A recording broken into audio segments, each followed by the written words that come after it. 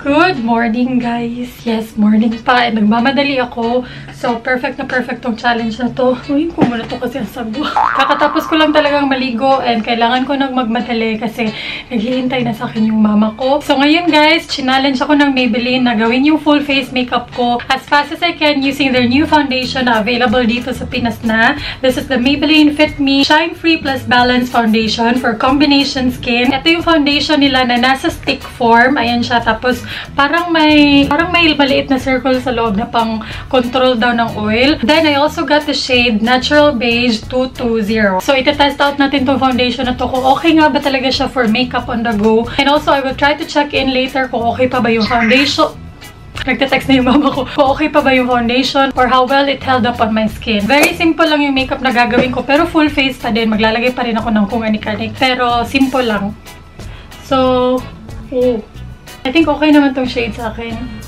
Maglalagay muna ako dito sa right side para makita natin yung difference. The only foundation stick na na-try ko is yung Nichido and Fashion 21 ata. Fingers lang yung gagamitin ko, guys. Kasi wala na akong time maglaban ng beauty blender. Hindi ko pa nalalaban. Madali naman siya i-blend using your fingers. Sobra, as in, sobrang dali. Parang powder lang. This has a pretty good coverage. Maganda yung coverage niya. Konting-konti lang yung nilagay ko, ha. Ayan, tapos finger lang din ginagamit ko. Sobrang dali niyang i-apply. First time ko itong magamit, guys, as in. Kaya hindi pa ako sure kung okay nga ba talaga yung oil control, pero we'll see. Magpapa-manicure and pedicure din kami ni mama ngayon, so pagpasensyahan niyo muna, ha. Maglalagay ako ng konti dito sa under eyes kasi I've been sleeping late. Ay, naku. I love foundations na pwedeng kamayin, guys. Kasi pag wala ka na oras maglabad ng beauty blender, at least okay lang kung kamay gagamitin mo.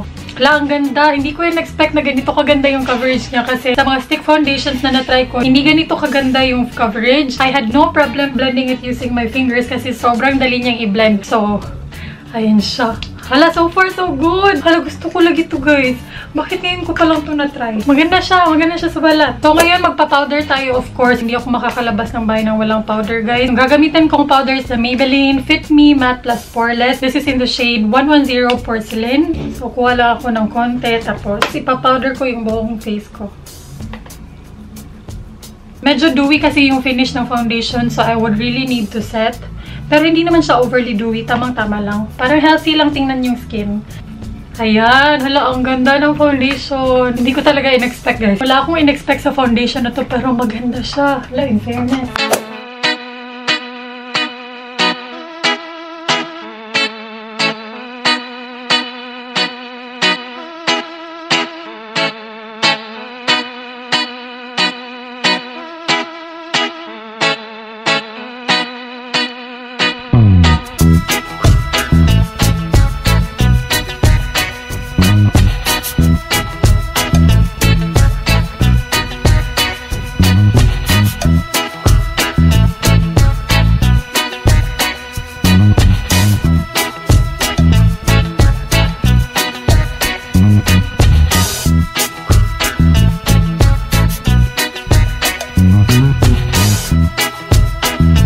Ayan, guys, tapos na ako sa makeup ko. Sobrang ganda ng foundation.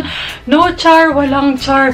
Hindi ko in-expect na maganda pala tong foundation na to, as in. Ang ganda niya sa mukha. Or siguro I'm having a good skin day ngayon. Pero ang ganda niya sa mukha, guys. Tumitingin ako sa personal kasi ang ganda. Or siguro nagagandahan lang ako sa sarili ko.